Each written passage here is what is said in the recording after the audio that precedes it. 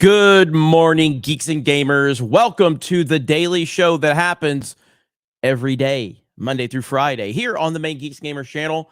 I am your co-host, Jeremy, and I'm joined by the happiest, most positive person on the entire internet, Ryan Kennel from RK Outpost. If you need positivity, this is your guy. Hi, Ryan.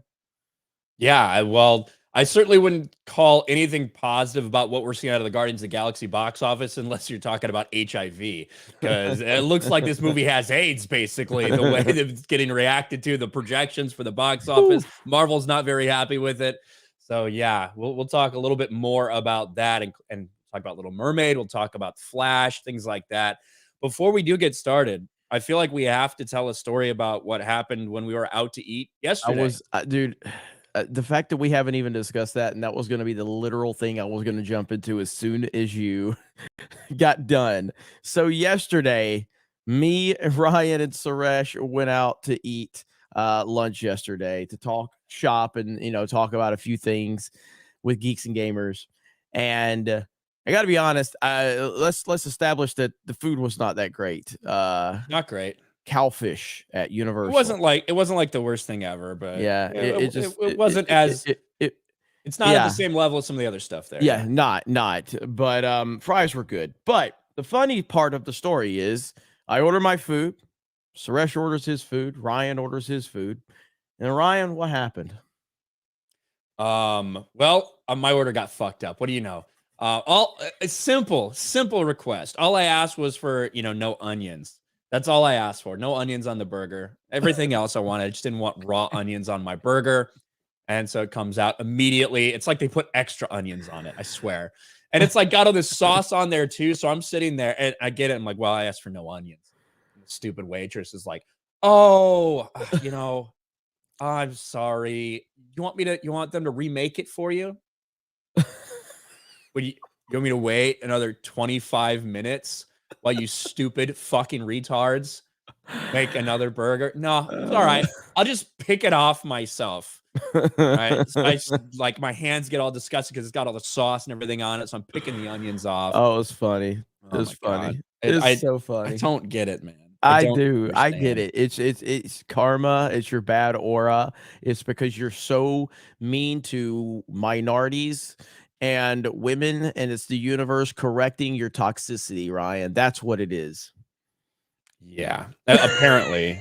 I don't fucking know. It was so good. We were laughing. The waitress is trying. The waitress is trying. Can I fix it? I'm sorry. It's just bitching. Oh, yeah, like, no, you can't. You fucked it up. No, you can't fix it. You fucked it up. Like, how hard is it? Like, I don't remember if this chick was writing it down when we ordered. Probably not. Probably why she fucked it up.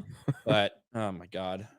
Love it, man. So yeah, it never fails to be a funny moment when you go out to eat with Ryan. So it is what it is. But we did have a fun day at Universal and did some vlogging. So you'll see all of that at some point over on Geeks and Gamers Life channel, which is the new name for that channel. We got a few super chats rolling in. Thank you guys. Let's see. Where are we at? Callum says, did you see Drunk 3PO's reaction to Eric July's reaction to this word salad guy that made him look like his soul was trying to escape? I did. It was very funny. That was a good video from Jay. Good stuff. Blake Barrett says, I'm a member of both SBG and the 199, but Jeremy was spot on in yesterday's Cobra opening monologue. Well, thank you. I appreciate that. I've never asked anybody to choose sides whenever I have a, issue with other creators or whatever. At the end of the day, you can support who you want to support. I'm never going to tell you who you can't support. I'll never draw that line. That's just not who I am. Unless it's a crazy lunatic leftist, those psychopaths, fuck them. But if they're people that are on the same side as me, which is my side is just not a crazy lunatic leftist. Outside of that, that's a pretty wide range of people. But yes, you're welcome to support anyone you want. That is my stance on it. Kenneth says, hey guys, with the member message 4 months. Thank you. Chris Coran looks like Ryan looks Look, it's Ryan from Geeks and Gamers. Let's muck up his order. Yes, I think that's how it goes. Crispy Noken, hail Geeks and Gamers and the 199 Legion. May the force be with you all, except the sequel trilogy. Absolutely. Callum says, did the onions smell like Bree's feet, Ryan? No. Really? No. Can you tell? Don't smell like onions. Can you tell us what Bree's feet smells like? They smell like feet. I don't know. Not like dirty or anything, just like a normal foot. That's all. Okay. I'll be your Huckleberry says, found a new meme. Joe Biden Bud Light before and after. I got to check that one out. Butter Biscuit. I refuse to be affiliated with you Orangegantans. Affiliated. McCarthy.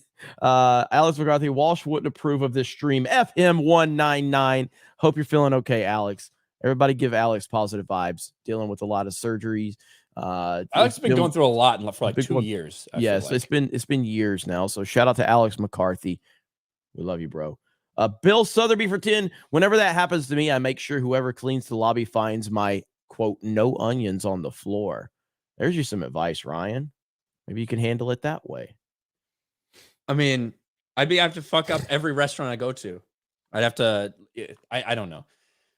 I don't really understand. It's not like I was an asshole to her before. I was after. After that happened, I absolutely was an asshole. Yes, he was.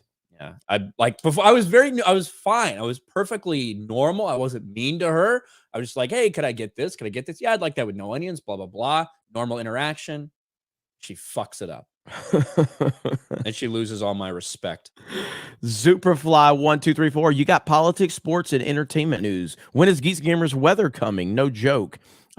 Take on the news studios. You got this. We could just guess. Hey, I mean, to me, the weather people only guess anyway, so I guess we could just do a weather show and guess what it's going to be every day.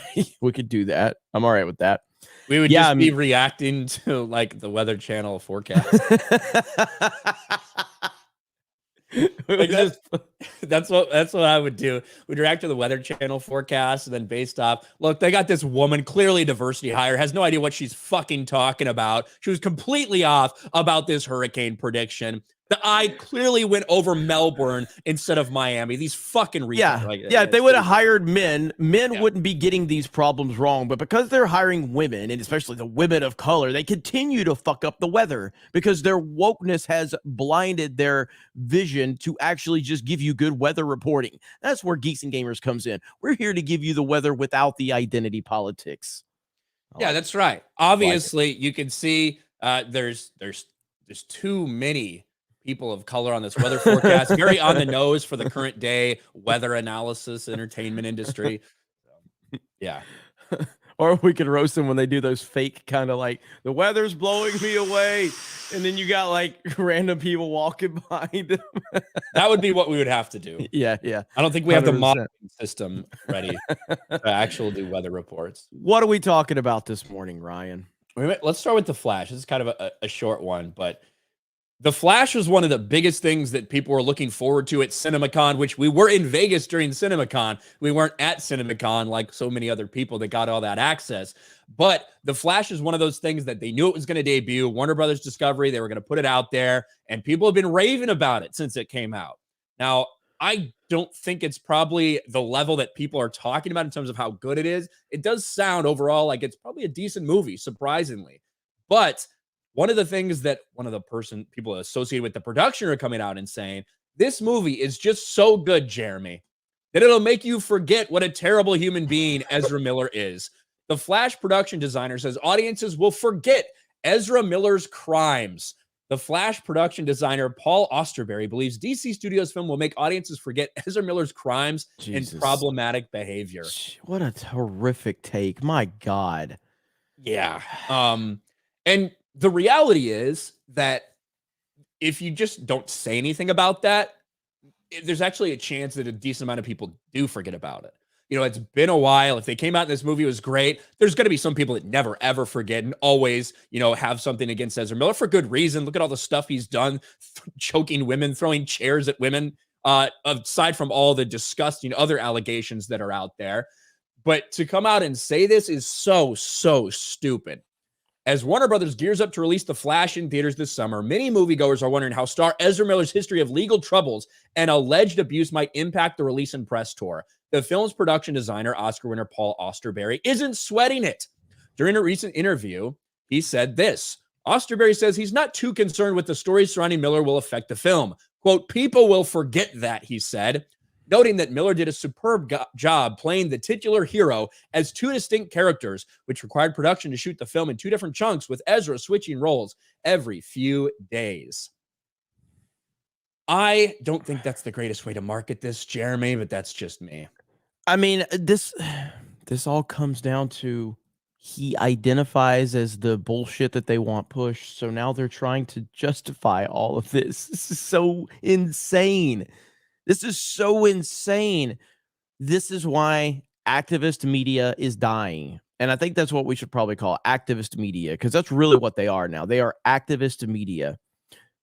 We all know that Ezra Miller has been protected because what does he identify as? What the fuck is he? I think he's non-binary transgender. I think it depends what day, right? Reportedly, according to all the stuff that's come out, even though he goes by they, them pronouns, he doesn't respect others' pronouns in private and stuff like that. So it does suck because, again, from what we're hearing, and I think, and I've heard from people that actually trust it, the movie's good.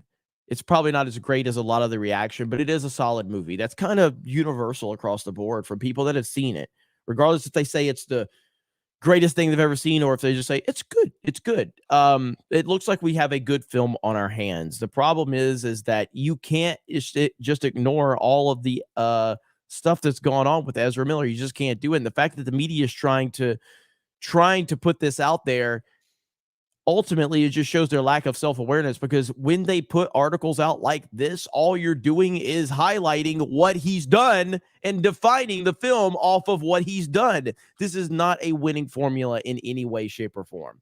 Well, and to be fair, like the article is what it is. Really, I think it's the person who answered this question, the production designer, the person who's associated with this movie, who is asked, is there any worry about, Ezra Miller and what's gone on with him affecting the film? He says, no, you know what? I think people forget about that. He did such a good job that people will forget that he choked a woman, that he threw a chair at a woman, about all these other allegations. So, it is what it is. I think that time and like space will make some people forgive and forget. I think that that's a guarantee. We've seen it time and time again in Hollywood. People that have done despicable things take a little time off, come back, and do some people remember it? Absolutely. But some people forget and forgive. When it comes to Ezra Miller, you're probably going to have a certain portion that does that. You're going to have a certain portion that never, ever will, and will always remember what Ezra Miller has done and likely is continuing to do. Yeah. But this is just a stupid thing to say if you're associated with this movie, and it's just going to, like you said, ramp that back up and make people remember all of those things. Yeah, that's all this does is that. And the media still has, like, if Ezra Miller was basically someone like Chris Pratt, could you imagine how they would treat all of this?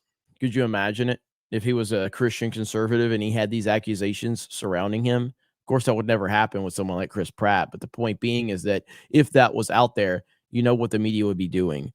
So this is just ridiculous. All of this is bad. It's bad optics for the movie. And like you said, what's the budget for this movie again?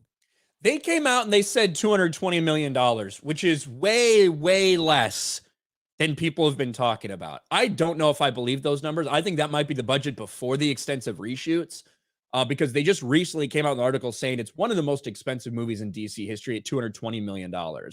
That to me seems incredibly low with how long the movie's been in production, with how many rounds of reshoots they had to do. So before that, they were talking total spent around $300 million with the reshoots. So that would put it in the 600-700 range if that was the case. So for 220, this is a movie that needs to make $650 million to break even, basically. And I'm not sure if I think Keaton's Batman is the biggest pull that they probably have. I don't think Keaton's Batman is going to put them over. They're trying to turn this into a Batman movie with the marketing. They're trying to make it seem like a Batman movie. I just can't see it, man. I can't see. I can't see this movie pulling $700-800 million based on previous DC properties that we've recently seen, based on what happened with Black Adam, and what else do we have recently? Shazam. Shazam. Yeah, like I just don't see it. I don't see it. Yeah, the Michael Keaton effect. We'll see how much that draws people back in. I just don't know. I have no idea what the expectation should be for this movie, to be honest. Yeah. But we'll see. Yeah, because I mean, like, I don't think. I think there's a comment right here that exactly what I was going to say. The Flash will flop. New generation doesn't care about Keaton. I think that some people do, but what my point was going to be is Michael Keaton's Batman is kind of so far removed from, like, he's 89. Was when Batman 89 came out, and then Returns was a few years later. But that's not like Tobey Maguire and Andrew Garfield. You know what I mean? Those are far more relevant to have nostalgia for the current gen. You know what I mean? Michael Keaton does have some nostalgia. There's no doubt about it. Toby for sure. The Andrew Garfield one's a little bit like questionable because it's not like those movies did great or anything. They were obviously recent. Toby's easily the biggest draw of that. But I think Garfield and Toby together was pretty special to have both of them back. You know what I mean? Yeah, I watched a little bit. God, what was I watching? I think I was watching a YouTube video that was doing a reaction to the movie, and like just some of those parts when they introduce Andrew, when they introduce Toby, when the rooftop scene after Aunt May dies, like there was some good shit in that, man. There really was some good stuff in that movie. Amazing. The first half of that, the first third or whatever of that movie is kind of like, oh god, just another fucking Disney MCU Spider-Man again. Yeah. But then they kind of brought it all together. Yep, 100%. All right. Where did we leave off? Sir Hat for 2. Say you're deathly allergic to onions. Yeah, maybe. I could say that. Villa Idiot for 5. How much influence do you think athletes have in our culture? Do you think they're on par with comics, games, and movies? Athletes or athletics? That's a good question, man. I don't know. I don't know how to answer that, because I think that some, like, look, we can hate LeBron all day long, and I do.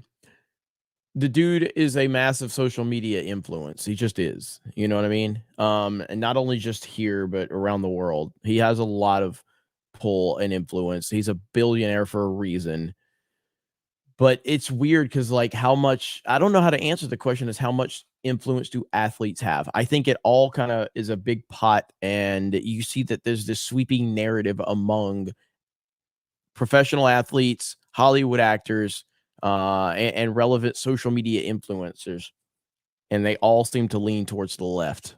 And if you have a athlete that has any conservative opinions, they tend to get drowned out really quickly, and it's shown that you're not really going to be able to speak out about these things. So it's hard to pinpoint that, though. June Wong for 5. The weather show must be hosted by D-Day Cobra Commander. Running gimmick is Mindbender and others assembling the weather machine in the background. That's pretty awesome, actually. Stephen Wasik for 199. The victims won't forget, and neither will we. Thank you, Stephen. Willie Tun for 2. Ryan, what is good to read from the EU? Hail 199. Well, the way I tell everyone to start off is probably with the Thrawn trilogy, Heir to the Empire, Dark Force Rising, and The Last Command, written in 1991, 92, 93. And from there, I mean, I think if you enjoy that, you can go continue post Return of the Jedi. You could read the X-Wing series. You could work your way up to New Jedi Order. If you like old shit, you could read the Old Republic novels, or the Darth Bane trilogy is really good. That takes place 1,000 years before the movies, and kind of the origination of the Rule of Two. So that's a really good series as well. Ronan the Crusader for $4.99. I will make it my mission to remind people of Ezra's crimes before the Flash releases. Bet on it. Hail the 199. 199. Nick S., member for a month. Mein Kampf will make audiences forget Hitler's troubling history. Yeah, maybe. Where are we? Gerardson for 199 Mexican pesos. Ezra identifies as a trans-dimensional being or something like that. Yeah, like some like God or something. I remember. What the hell, man? What the hell? What's your first thought for 5? I think the production designer said the quiet part out loud. Yeah, like he said what their plan was, right? When Warner Brothers made the decision to not fire him and to keep him on, They're basically like, hey, we're going to keep him fucking quiet. Make sure he doesn't do anything. Fucking just continue forward. We're going to release the movie. That's basically what their plan was. Hoping that time and him not doing anything else stupid would make some people forget about it and come out to the movie if they think that there's a good movie to be seen. So that's kind of, you're right. You said the quiet part out loud. Bashy Washy for 2. Ezra did nothing wrong, ... I don't know. Bashy. I know that's your real opinion, Bashy, but thank you. Neo Nimbus for 10. Dudes, I've seen so much hype around Fortnite, Star Wars, than whatever Disney's up to. I haven't seen any hype over it. I haven't been playing Fortnite. Oh, so fucking good, man. Playing as Anakin is the best. Playing as Anakin is awesome. The Exalted Patriarch for 10. Geeks and Gamers weather. Play the scene from Good Morning Vietnam. You got a window? Open it. Short and sweet. Strength, honor, and respect from Sacramento. Hail the 199. Thank you, Exalted Patriarch. Magnum Norse for 5. YouTube's blocking me from calling Ezra Miller a P. Interesting. He must have dirt on Google employees as well. Yeah, I'm sure that's it. It's probably not that you just can't say that thing. Super chats. Thank you, Magnum Norse. What up, Magnum Norse? Fidegan for 2. Sad Keaton working with Woman Slammer. To be fair, he probably agreed to it a while ago. Scott McKenzie with a gift sub. Thank you. Subhuman with 5 gift memberships. Thank you. Michael Ruckoff, member for a month. Hail Jeremy Ryan in the 199. What happened to Drunk Cobra Theory you hinted at last week, Jeremy? We're still, it's just a matter of getting schedules together. I stream so much as it is. But we have discussed it. That's all I said. There might have been a discussion. So Chair Relax for 2. We'll keep in play Thomas Wayne. But I think the fact that Thomas Wayne isn't in a Flashpoint movie is really stupid and retarded, but that's me because I care about the Flashpoint series. Why would you want Thomas Wayne in a Flashpoint? That's like asking to have, I don't know, Joker and Batman Joker movies. You know, yeah. So it's a big miss. Like, I get what they're doing. They're using old Keaton to replace, old Thomas Wayne. But it's just not the same relationship. And then they're probably going to kill Ben Affleck off. I don't know what they're going to do in this movie. I have no idea. But what Barry's able to give, what the note that Barry's able to give to Bruce after he sets everything right, and like the message from Thomas Wayne to his son, and you see Batman like crying. It's such an emotional moment. That's kind of the way that series ends. And you're not going to have anything like that in this version. Midwest Finest for 5. Remember Hollywood's new standard since 2017? Keep that same energy with Ezra, Hollywood. Yeah, hashtag me too. Believe all women. Believe all women. Hayden for 5. Hey, what's up, Hayden? If we get Keaton Batman, do we get Keaton Batman villains? Maybe they're all dead. Maybe we get, could you imagine if Jack Nicholson shows up? How old is he now? Jack Nicholson is another one of those guys. Jack Nicholson has been 50. He's really fucking old forever. And gross. I saw it. No, he looked really bad now. Well, you know what I mean, though. But like, it seems like he's been 50 for he hasn't been years. Seen in public for like 2 years until the other day, and people saw him like, "Whoa, he's really fat." And he came out to a Lakers game. Really? Yeah, he looked really bad. I mean, he's old, so yeah. How old is he? Because like even when The Shining was made, he looked like he was 58 or not. You know what I mean? 60. Yeah, that's true. What if they do? Because what if they do Billy D. Williams as Harvey Dent? They could do that, right? Are we gonna make woke videos? They race swapped him. They would have kept him the same as they did in 1990. That would be so funny if they did bring Billy D back as Harvey, and a bunch of people that aren't familiar with like the Batman 89 and all that, and they start making like 89, or was he in? They make Batman goes woke. They made Harvey Dent black. God. Bashy Washy for 5. What do you mean, Ryan? Choke slamming a fatty is so based of Ezra. Yeah, that's true. I still think that girl knew she was getting into. Sir Hat for 5. Someone please tell me why people love Thrawn. He's only smart because I'll use the ass pull maneuver that'll solve this exact problem. Art. Well, if you actually, read the books instead of the dumbed down Dave Filoni version, maybe you'd realize that. Cardinal for 5. Using Keaton without Tim Burton. Thanks, but no thanks. Hot Rod Hemi for 1 month. Ezra's Afredo going after the young corn chips. 199 never forgets. 199. 199. And then Magnum Norse, The Shining Part 2. Thank you, Magnum Norse was on it last night on CobraCast, man. Magnum Norse wasn't having it. He was dropping some bombs last night. Giro for 199. Thank you. John Joseph Gray is for 499. So I heard that besides the writers on strike, I heard there could be a chance actors, directors could be next on strike. Haven't heard anything about that, so I don't know. Yeah, I mean, now we were gonna do our next segment, but unfortunately our writers have gone on strike here at Geeks and Gamers. So what we're basically gonna do is just sit here for the next 30 minutes. That's all we can do. We support our writers, though. Yeah. We appreciate them. We hope you still send super chats and enjoy the show, but unfortunately we're just gonna sit here for the next 30 minutes and not speak. Thank you. Let's talk about Guardians of the Galaxy. Damn, you didn't even get a pause, Ryan. You didn't get a little bit of a pause to piece it. Because no one could believe that. That's not believable. Sailor Mercury, Michelle Pfeiffer still hot enough to be Catwoman. Is she? Probably. Let's look. All right, while you're looking that up, I got to show this right here. Look at this. Look at our boy. Look at our boy. I mean, she was an Ant-Man. So, I mean, that's the last time you saw her was an Ant-Man. Look at our boy. Jay is closing in on $93,000 on Achromatic Chronicles Blue. $93,000. Shout out to Drunk 3PO. Let's get this thing to 100K. I think we can do it.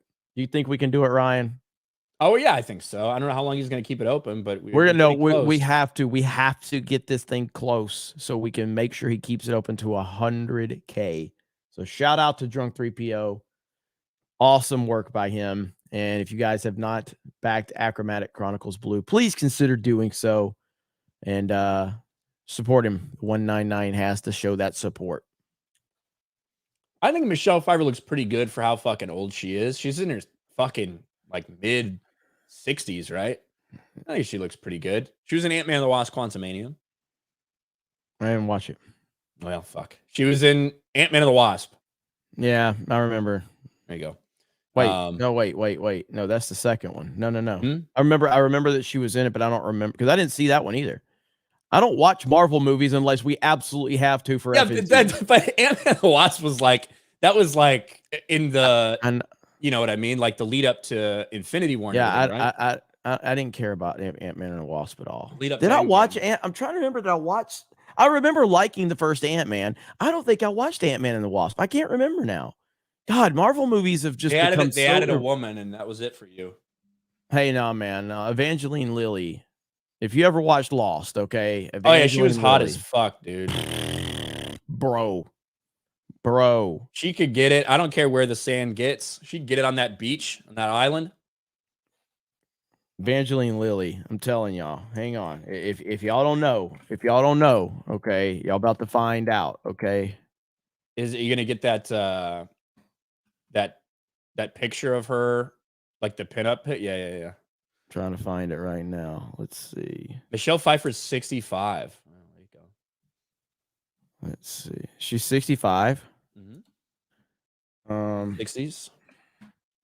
Yeah, Evangeline Lilly. Oh, I don't know if I can show that one. One of her like fucking pulling her pants down a little bit. That's the one I think you're talking about. That's what I think of. You could show it. Oh my goodness. All right, here I gotta zoom in just because I love the chat. All right, Evangeline Lilly. All right, this is I think we need more female representation in all Marvel movies. Okay, like there you go. Come on, bro. Come on, bro. That we need respect women. Okay, respect women. That's what we respect women. That's what respect women means right there. Okay, so there you go. Get the chat. And she was pushing back against all the jab mandates too. So there's that. I hate that they cut her hair. I hate that she cut her hair. Whoever decided to make that decision for her hairstyle in Quantumania, God, it looked fucking terrible. But it is love the chat. Hey now, chat. Hey now. That's right. Let's talk about the next Marvel movie. Here we go. Guardians of the Galaxy does open today in all areas. The Thursday night previews and the numbers for Guardians of the Galaxy is what everybody's been wondering. A couple months ago, these were the headlines. Why Guardians of the Galaxy will be the kickstart the MCU needs. Well, this is all before we saw what the projections were for this movie. People assumed it was going to do completely fine. Maybe it wouldn't hit $1 billion, but there's no way that this movie could be as big of a disappointment as others that we've seen from Marvel lately, right? Not with the Guardians, not with James Gunn, not with, the final entry in the Guardians of the Galaxy franchise. But here we are, a few weeks later, we started to get the first projections that look like it could be kind of a flop. It might not make money. And then those projections continued to go down. And here we are, Jeremy. Guardians of the Galaxy tuning up for 105 plus domestic debut as summer's opening act. And yes, right now, the current projections are between 105 and $125 million domestic opening weekend. These are just projections. We've certainly seen projections be wrong. Not so much in the case of Marvel movies. They haven't been super way far off like they were from Mario. But if it's anywhere near these numbers, that spells a nightmare for Marvel. Well, now, Ryan, I was told that because of mine and yours and others, our negativity towards a lot of these films, that we were the ones hurting the box office. It was our fault, okay? It was our fault. I have been consistently saying that Guardians is going to do $850 million. I've been saying, like, hey, I might have problems with, the MCU, but I like the Guardians movies and I like this universe, and I think it's going to do really good for them. Guess what? All that positivity couldn't save it. Oh, I guess it's not really my fault after all. Ultimately, as I've said, if this number holds, this is a big problem. Guardians is not the type of franchise, like, we know what it is. We know what it's about. We know the players involved. We kind of get the story. We kind of understand what's going on. This isn't the type of movie that is going to get people to just walk out of the cinema just raving about it. It's not going to have that Mario element to it. It's just not. Guardians needs to open at over 150 million. And if it doesn't, that is a massive problem. And what have we been saying? Marvel is on the decline. Guardians would be the outlier, but even Guardians doesn't seem to be able to overcome the downward trend of Marvel movies. If this movie performs like this, Marvel's is in massive trouble. The Marvels is in big fucking trouble. And Marvel in general, the MCU in general, I think they're going to have to hit the panic button at that point. They're going to have to if this movie underperforms.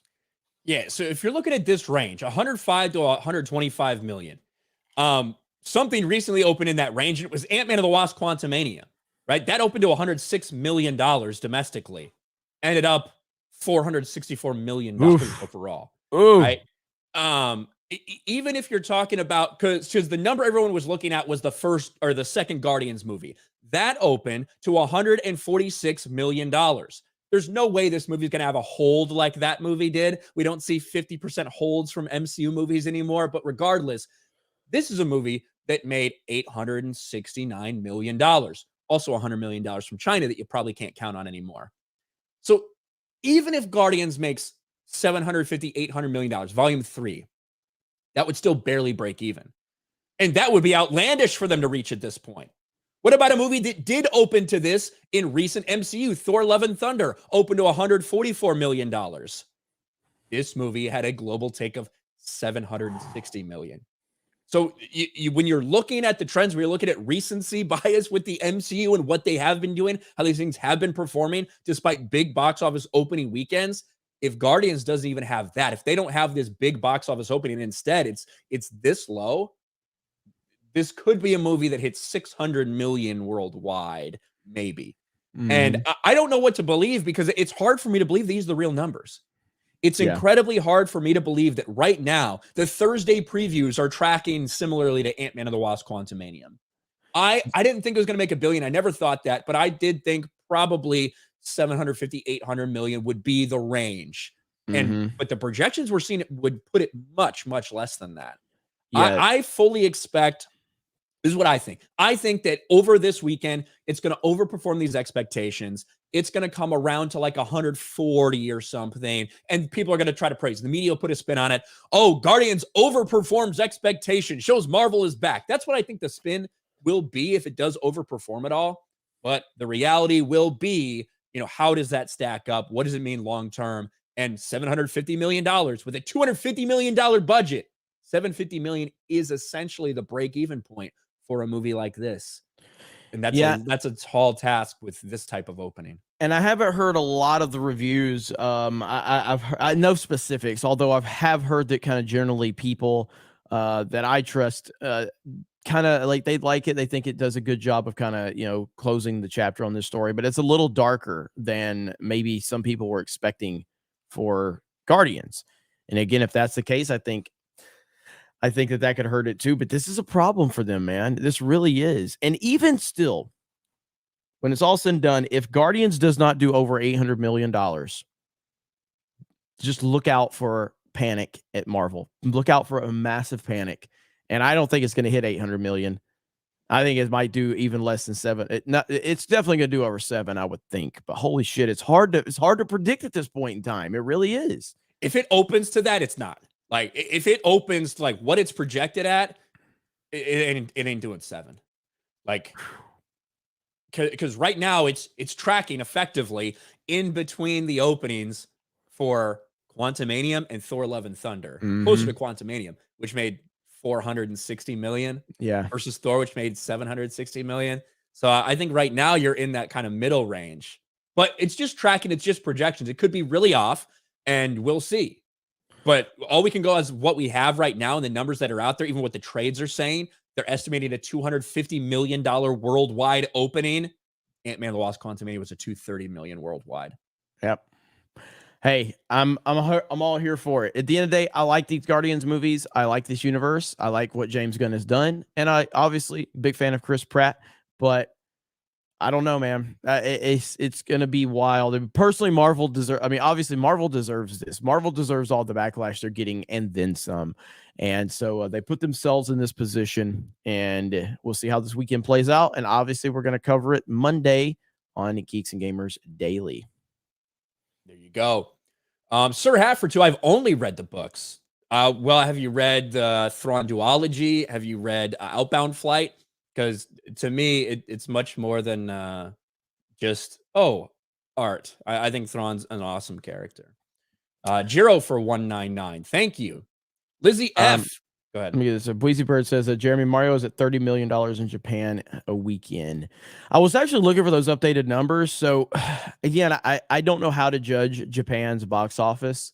So I mean, it really doesn't matter. I mean, Mario's over $1 billion, so it's already a monumental success. I guess the question now is is it able to compete with, Frozen for, I guess, the all-time box office record, Frozen 2. I don't think it's going to get there. No. I think that we're probably looking at about 1.2 billion when it's all said and done, which is a massive success on every single possible level. But I don't know. I haven't seen a lot of the updates for Japan and South Korea, but I think I said, like, hopefully it can get a couple 100 million out of both of those territories. I don't think it's even going to get that based on what we've seen, but I don't really know how to judge the Japanese box office. But if you add inflation,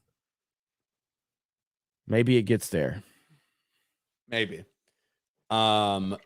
Lizzie F, member for a month. Tell Jay to add single book donations to his campaign. I can't do the big bundle donate. I think that'll help push him to 100K. Maybe he's listening. Noted. Jay's just going to turn his channel into a Ripper React channel, I think. Chris Rose for 2. Have you guys watched Sisu yet? It's great.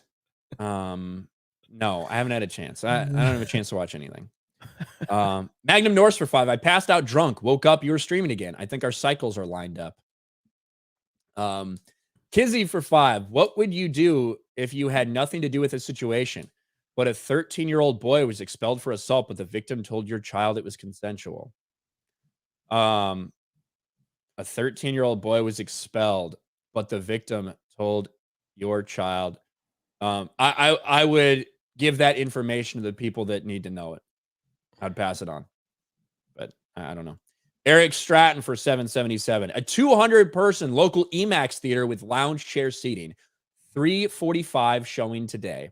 16 people reserved, 10% full. Yeah, that's the thing. So I looked around because it's not the best way really to judge how a movie's going to do around the country just based off your anecdotal what's my local theater like. So I checked a couple just to look, and Disney Springs AMC almost full every fucking showing. Universal almost full, like the big Cinemark, Universal almost full every showing. But then I checked some other ones, some non like big time location, and there's barely any tickets sold. So it really, it just depends. I have no way to estimate what it's going to fucking do based off that. Mouse just dropped a 50. Missed the whole thing. Here's $50. Well, I like those type of super chats. What do you think about that? Yeah, I mean, that's awesome. I'll take it. 50. And he didn't even watch the stream, just gave us 50. So 50. I got to show it since people are talking about it. I got to show it, man.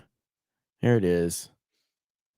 That isn't cool. I'm sorry, but as a gay man, as a pansexual human being, as somebody who thinks that transhumanism is one of the greatest things that we humans can do, imagine if we can just go to war with somebody when we have armaments that just replace every single fucking thing. We'd probably have something great. But imagine things about like different than that. Like if we can use these transhumanistic views in order to make ourselves and humans better. But I noticed that you've chosen a lot of people, and this isn't on you. This is on how you present yourself, which is why I get upset. You could say, hey, I'm making a comic. I'm glad that I made this comic. Please go buy it. And even if it was a $35 price point, I wouldn't. I mean, I will be a little upset about that. But you portray yourself. This guy was like, hey, it needs to be $10. You're not supposed to be successful. You're supposed to be broke. That's the whole point, is to be broke. This guy apparently did a stream after this on his YouTube channel because his Twitter got banned or something. And he like used the N-word. And he's like, I'm not racist. I'm just from the streets or something. It's fucking crazy, dude. Progressive values, which have always been such a mainstay within comics. Alan Moore has always had a progressive motive to his comic books. Neil Gaiman has always had progressive moments within his comic books. Dale Keown, before he even became an alcoholic, had progressive moments within his comic books. And I love Dale Keown. I really do. But I see him in the way he is now, and it's very sad. I love Dale, but he's in a bad place. And I think that's because he's looking for something. And I want to say that just stop shitting on people that are just trying to get by. And you can shit on Disney. You can shit on all these companies all you want, but you have to really consider in the very, very top. It's just so great, dude. He literally didn't say anything. We just got another 55 from the CJH. What up, the CJH? What's up, man? Appreciate you, man. I think their in-game plan is to probably remake the originals, either live action with new actors, with returning prequel actors, as animation with Dave Filoni to sneak in Ahsoka somehow. Maybe then they'll leave the originals alone. Well, that's what I've said from the fucking beginning, man. Yes, like that is that. Look at what they remake everything, right? They're remaking everything they've ever done animation wise. Anything that's been successful. Why wouldn't they do this? I fully expect that George Lucas will die at some point, and they'll remake all the movies, and they'll cast Ewan McGregor as Obi-Wan, you know, in the remake of the, you know, A New Hope. And I think they will just do full recast at that point. I don't think they'll use the looks. They'll just do full recast. And then Han will be black or some shit. So I don't know. I don't remember how long ago I said this, but I think I said this like, so after Solo, I think I started saying that, and I got oh my God, I got a lot of people telling me like how wrong I was. And I'm like, the plan, in my opinion, and Ryan went in far more detail about it. I think I said this before I met you, though, Ryan. But I know you went into far more detail, and you've been spot on about how they're going to treat Ahsoka and all that with how they're building her into this. But it was after do you remember the animated thing where they added Leia in and they made her like, you know, they changed some of the scenes with that in animated Empire bullshit, Strikes Back. It's like, oh, look at all the orders. Yeah. So, and then, so I'd said like the plan, in my opinion, the plan was if Solo, which Solo lost money, but if Solo would have been a success, I said that was the beginning of them just doing everything Disney-fied, making it their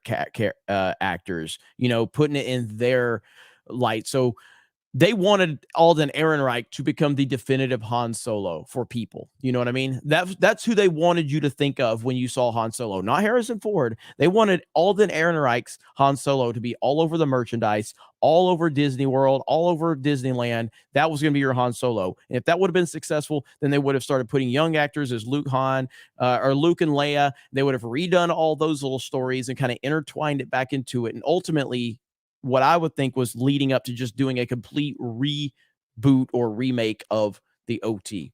That's always been the plan for them, because they fucking hate George Lucas's Star Wars, but they needed George Lucas's Star Wars. They needed the platform. They needed that massive fan base because they couldn't create it on their own.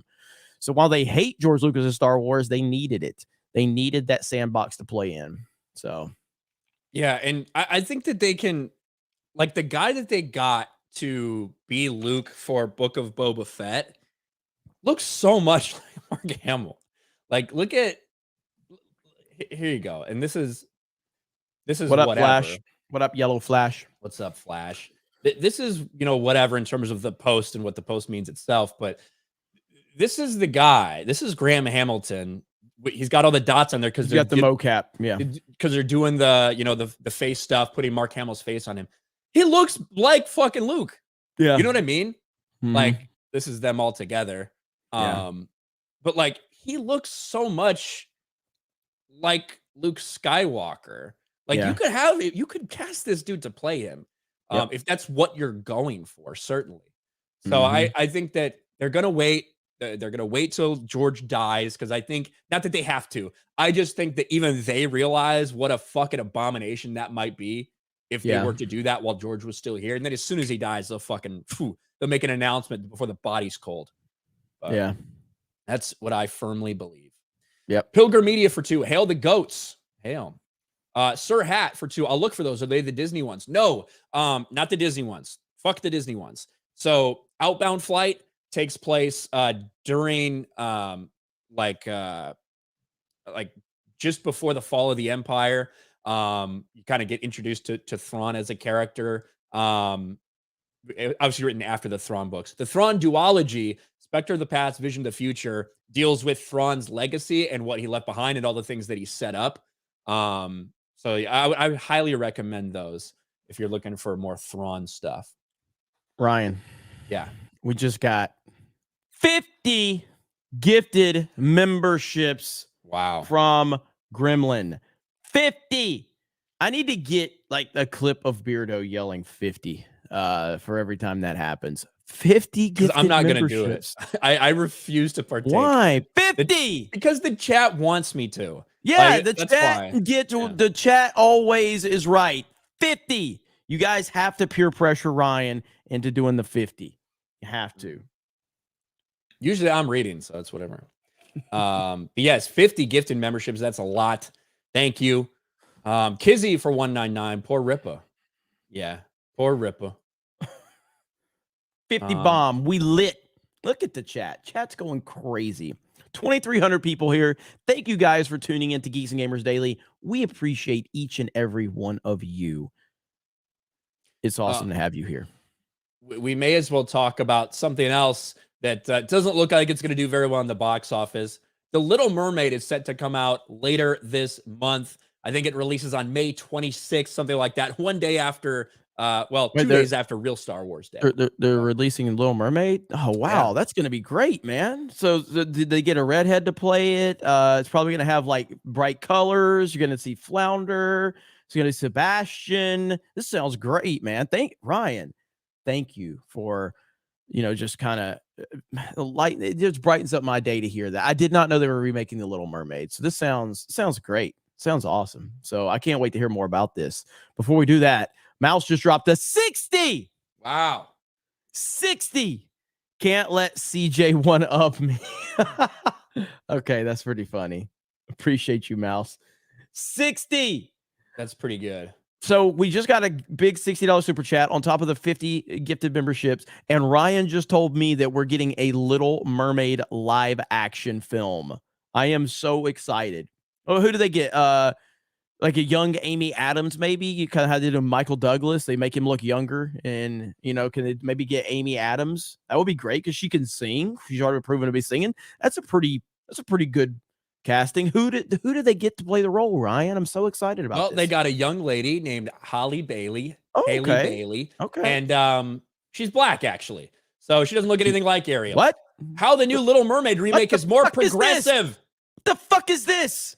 I know, right? Not my Ariel. # not my Ariel. Yes. So Halle Bailey is playing Ariel in the race-swapped, live-action, soulless, dead remake of The Little Mermaid. We've been talking about this for quite some time. And in fact, every single time that they put out any promotional material, it gets destroyed. It gets ratioed because fans are tired of it. They're tired of it from Disney. They're tired of the live-action remakes. They're tired of the no creativity that exists. And of course, they're tired of characters being race swapped. And that's exactly what they decided to do. But it's not just about the race swap, Jeremy. It's about everything involved with it. Because it's not just one decision. When that decision gets made, it's because the entire team is all about pushing a certain agenda.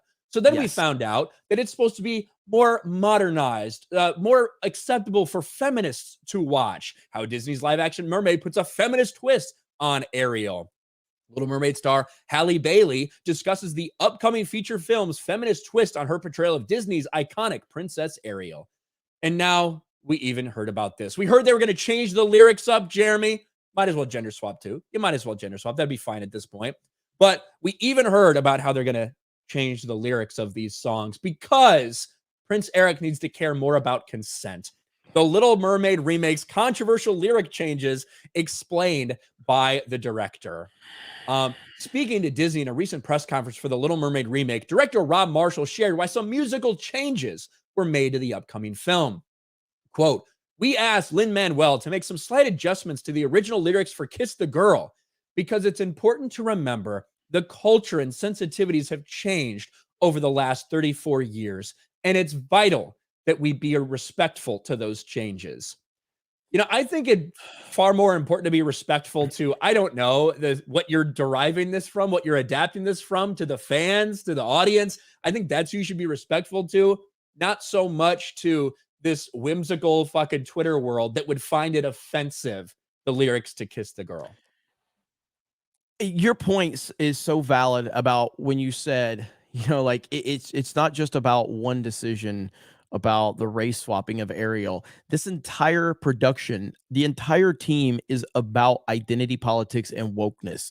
So this is why we have such a problem with this, because it's easy to see the symptoms. It's easy to see, like, once something like the race swapping happens, you already know the rest of the story. You know that the attack of the fans is going to happen. You know that dismissing any criticism due to racism and misogyny is going to happen. You know that they're going to find little stuff like this. A fucking innocent song that's iconic is now problematic by the social justice pandering terms. And now you have to correct all of those issues.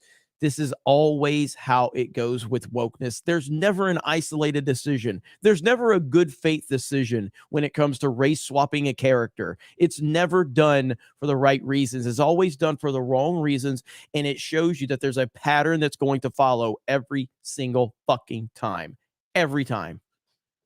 Yeah, it's never just, oh, well, we happen to want to do this. It's always more. It's about we need to change it. We need to change the story. It's not acceptable for modern audiences. We Yes. can't have her, what she does, be defined by needing a man's love, and she can't fucking talk. So what is Prince Eric? Does he need to get written consent now? Is that what he has to do? He can't just ask her. So I don't know, man. It's so ridiculous. And the number of people that had a problem with it is tiny. It's insignificant. It doesn't matter the amount of people, weirdos, whining on Twitter about something like that. But you decided to make a change that's probably going to end up pissing off a lot more people than you're trying to placate. I cannot wait to see what's going to happen with this movie. I'm honestly excited about this movie for all the wrong reasons, or maybe it's all the right reasons, but I am excited for this. When is the release date? May 26th, a day after Star Wars Day, which is May 25th. Yeah, so yeah, because today's not Star Wars Day. Not for me, it's not. So, Today's a Disney commercial holiday. Yeah. But yeah, so you have what do we have that's coming out around it? So Guardians will have been in theaters for 2 or 3 weeks at that point. Fast comes out. When does Fast and Furious has got to be coming out pretty soon. I don't know if it comes out the week before or the week after that. We'll see it Universal, and I know that's not a direct comparison, but it's a big box office movie. So, and I know like Universal Studios has the whole Fast and Furious. Fast and Furious comes out, or Fast 10 comes out the week before that. The week before Little Mermaid. So that's actually going to hurt it even more. So, yeah, man, I expect an onslaught of hate articles against the fans. I expect a lot of anti-YouTube stuff going on with these hateful YouTubers spreading toxicity. I expect a shit show with the Little Mermaid. I think this is going to be pretty crazy. And this is coming off of Mario, and where I said Mario basically got turned into this culture war film, and the discussion around it. Again, you have no excuses after the Mario success. If you have movies that are underperforming, you have no excuse. You don't have the COVID excuse. You don't have any of that stuff anymore. And I just think that we're going to see an onslaught of shill pandering articles that are going to be defending this movie against all of the criticisms. I think general audience is going to go to this movie and not even like it. Like, it's going to be a bad backlash across the board on this movie. Yeah, so we have Little Mermaid releases on the 26th. On the next week, Spider-Man Across the Spider-Verse comes out. The next week after that, Transformers Rise of the Beasts is on June 9th. And then on June 16th is The Flash. So there's a couple things, a couple big things that are coming out. But yeah. Yeah, the problem is and it's always with the Spider-Verse. I showed this last night on Cobra Cast, but yeah, this whole support trans kids thing into the Spider-Verse, that should be a big talking point for that movie right here. This is Into the Spider-Verse right here. Mm-hmm. That is Into the Spider-Verse Part 2. So that's going to be a shit show. I don't know how much emphasis is going to get put on that. I don't know if that's the only moment in the film, but to me, that's a massive fucking problem. Yeah, it's like a 2-second thing from the trailer. I mean, Miles has a BLM pin on his backpack, like right next to his cop dad. Mm-hmm. Like, yep. Yeah. So yeah, it's something that they could easily turn it into massive propaganda. Yes, like, easily. Yes, and they probably will. It's not there as a little Easter egg. That's not why they put that stuff in there. They don't put that stuff in there for like, oh, hey, we just want to put this in the background as an Easter egg. No. That's not how social justice works. That is not how social justice works at all. So if that was the case, I mean, while it sucks, it was like, okay, like how many times have we seen little Easter eggs in video games, especially Mario games? You know what I mean? They like putting little Easter eggs and things. Nah. That's not what this is. Well, I mean, the Easter egg could be, hey, we're a bunch of activists and we're putting, you know what I mean? Like the people that are working on it. Be like, we want to make sure you know. Yeah. Yeah. All this bullshit. Bill Sotheby for 5. KK, after Lucas passes to announce the remake trilogy, there isn't a day that goes by we don't wonder what would George want. That's right. I think I got to put that on our StreamYards. Yeah, probably. Kizzy for 199. It's fitty, but you got to say it real fast. Fitty. James Rowe for 2. Are you guys coming to the UK in September? I'm not. I mean, that it's way up in the air. It's way up in the air. Okay. It's in the air. Hayden for 5. Jeremy can no longer identify with a redheaded teenage girl mermaid. I'm sorry, Jeremy. Never forget what they took from you. It really hurts. It really hurts. I'm dealing with it. Bert for member for 13 months. Ryan, you're too valuable. Despite your appreciation for rap music, please don't rap any songs with hard R, even if you're accurately referencing lyrics. To be clear, he didn't use the hard R. I watched all of it yesterday. Use the soft A. So what a disaster, man. So Barstool Sports Barstool Sports was recently fully purchased by Penn National. And so basically Dave Portnoy has no real control over the company anymore. He's basically just a high-ranking employee at this point in time, and basically the public face. They had a guy named Ben Mintz, went by Mincy, and he actually was got caught up in the Alex Stein stuff too, because he knew Alex Stein. Yeah. Mincy's a good dude. He's a solid dude. He's really funny. And I guess, was it 2 days ago on the Barstool Morning Show? Is that what it was? May 1st, I think. Yeah, Barstool Morning Show. He was rapping lyrics. He was rapping lyrics, reading the lyrics, and basically a karaoke mishap. Yeah, he basically dropped the N-bomb, and obviously you could tell he was like, "Oh shit!" He's like, he 100% was like, "Oh shit," and he apologized immediately, and Penn decided, no. We have to fire him. We have to fire him immediately. Dave, the CEO, Erica, Big Cat, they all fought for, Mincy.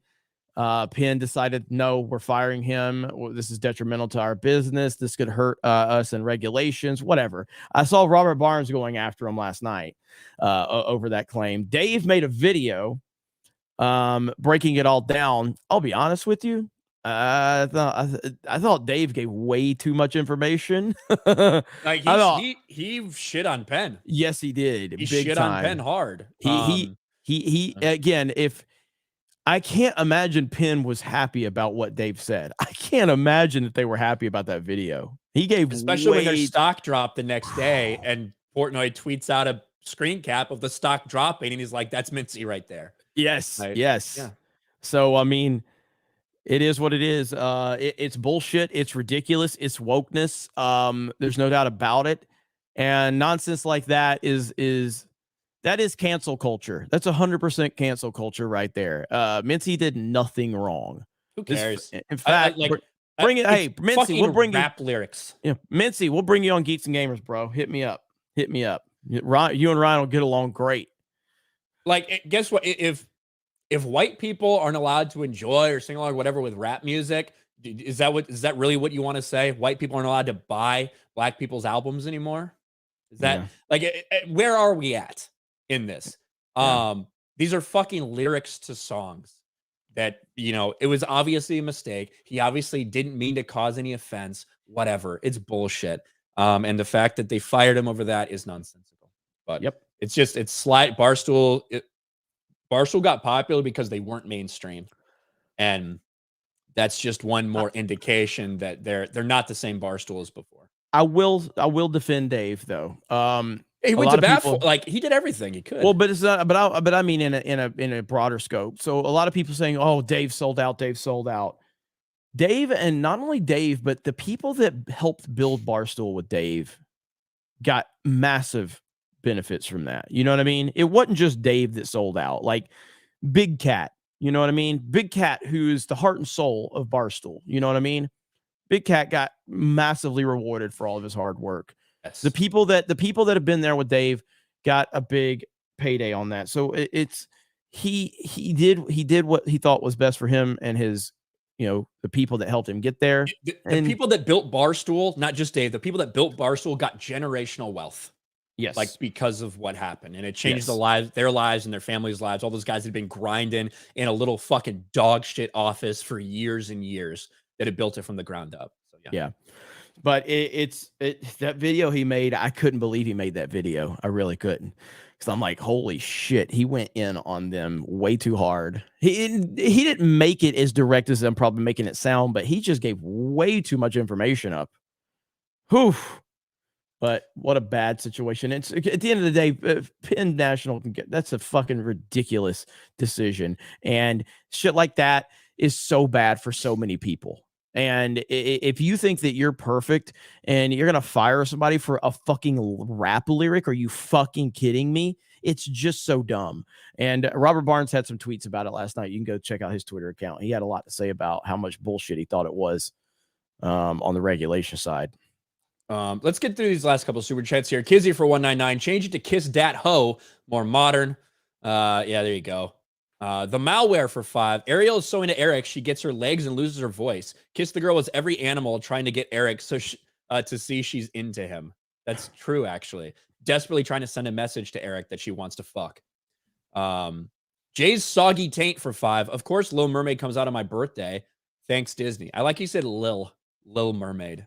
The Clue channel for 5. You telling me Sadie Sink from Stranger Things, who's the exact same age as Ariel, will not be Ariel? Yes. Queen Clarity for 5. They aren't worried about consent when it comes to Ursula tricking into Eric into marrying her. He's not even allowed to kill her anymore. Yeah, based on those leaks. Aurora Uplinks for 5. What if the goal of modern wokeism is to use Euro white stories and culture to be converted to appeal to others and replace their culture? Haas Bonaventure, CEO for 5. When government and CIA are behind Disney or Hollywood and Disney, does box office bombs or money even matter when they're funding left propaganda in these films? Well, hey, then just go spend your money, I guess. Go spend your money on whatever you want. Doesn't matter. Robert McDonald for 20. Worst part about the WGA strike, we might not get any more cringe DNC TikTok rants by those 2 college kids that work for them. That's true. If there's no writers to write all the Democratic influencers talking points, then hey. Travis World for 5. You see Paramount's earnings, $1.67 billion impairment charges due to combining Paramount Plus and Showtime, lost $500 million on direct-to-consumer content. Yeah, streaming is a disaster for all of these fucking people. Like, you can't. Is Netflix really the only one that it's not a disaster for at this point? Even Netflix has trouble. Like, they became problematic when they started producing original content. When they started spending $200 million, $300 million on these shows or fucking movies, that's when it became an issue for them. And that's why they've had some losses recently. But yeah, they're still probably in better shape than any of the others, though. Probably. But I don't know. I think Netflix did lose money last year, though. Streaming's a disaster. Yeah. All right. And we're all caught up. It really did seem like streaming was the future, but that's fallen apart pretty quickly. One more time, Achromatic Chronicles Blue. Please go check that out. Hopefully we can get Jay to 93K before the end of the day. That would be awesome. I want to make this push to 100K. I think we can make it happen. So we need everybody to rally around Drunk 3PO. And it's good stuff, man. And also, if you go over to Meta PCs, are you interested in a new PC? First of all, because if you are, you can go to Meta PCs. And because of all of you, we have updated the promo code. So not only is the promo code Geeks, but you can also use the promo code 199. That is what I'm talking about. And that is a testament to all of you. So check us out over on Meta PCs if you're interested in that, and use the promo code 199. And that helps us out a lot. They've helped us out a lot. We appreciate them. So shout out to Meta PCs. 199 in the house. Other than that, you guys have a great day. We appreciate it. And we got all type of stuff going on. We got Friday Night Tights tomorrow, so I'm looking forward to that. And I think we're doing the political stream here in a little bit as well. Yep. On Patriot Outpost. So Patriot Outpost. So go check out Patriot Outpost, and we'll do the stream over there and talk about politics. And other than that, I hope you guys have a great day. Thank you for all the super chats. Thank you for the gifted memberships. Thank you for all the support. We could not do this without all of you, and we know that. You know that, and that's what it's all about. Have a great day, and we will talk to you guys later. Bye, everyone. Bye.